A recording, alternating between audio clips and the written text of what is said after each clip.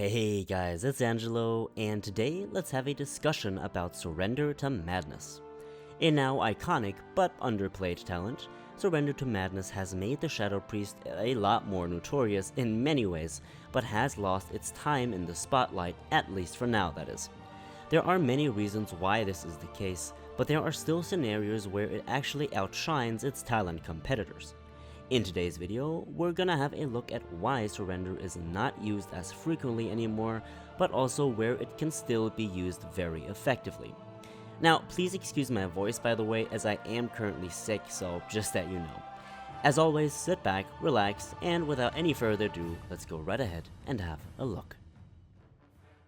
Surrender to Madness is, after its nerfs, a very niche-oriented talent. Granting the priest 100% more insanity generation, it serves as an ultimatum.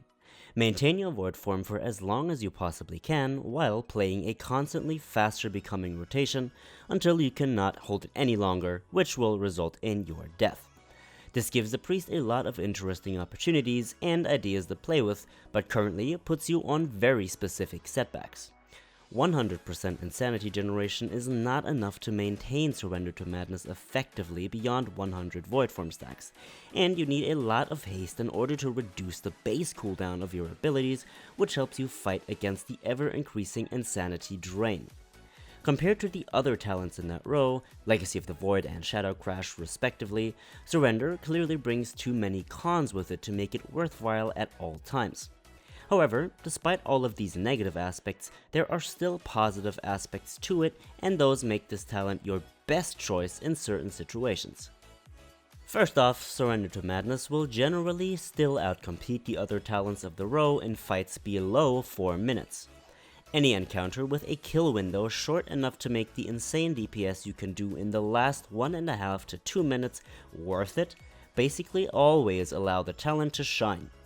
Keep in mind that when reaching high void form stacks, your dots will tick for more and more damage, which means if you are able to maintain a long void form, which is exactly what you are trying to do while using Surrender, your damage should outweigh the damage you do with the other talents every time. But again, this only proves to be true if the fight is short enough for it to be worth the sacrifice. Any fight that is longer than the aforementioned time frame will set you back too far in damage, deeming the talent unworthy quite frankly. Surrender to Madness also proves its worth on short multi-target fights, more specifically fights that offer you constant adds to cleave off of, like Botanist to Larn, Ursoc on Mythic difficulty, Cenarius, or even Xavius. These fights allow you to have adds that you can cleave off of at most, if not all the time, meaning your Auspicious Spirits will be able to trigger very frequently, especially with a healthy amount of crit. Now, I personally would not optimize my primary gear around using Surrender to Madness, but if you plan on using it seriously, be sure to farm yourself a second set, or rather a second pair of, items, specifically for its use.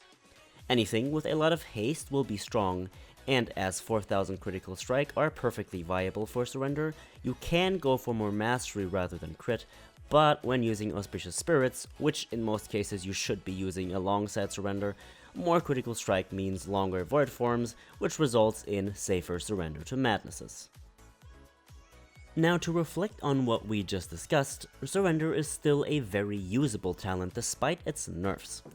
It simply being balanced now means that it can only do what it was originally meant to do, rather than just doing everything better than the other talents in the row. It's a great talent for fights that allow you to use its dynamic and playstyle effectively within a short time window, and remains in front of the other talents when it can be used within its niche.